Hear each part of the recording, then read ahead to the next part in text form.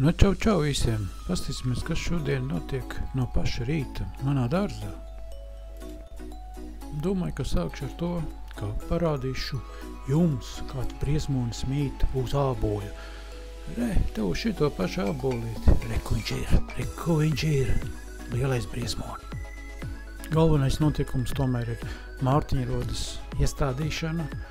Un es domāju, ka viņai patiks, viņa augs. Tāpat ir pārstādīt viena roze. Tas arī svarīgs notikums no paša rīta, bet mani apciemāja kaķis. Tāds interesants kaķītis, kas nāca pie manas ciemos. Ko viņš taisni gribēja no manis, nezinu, laikam kādu gardumiņu, kas viņam arī tika dots. Nu tā.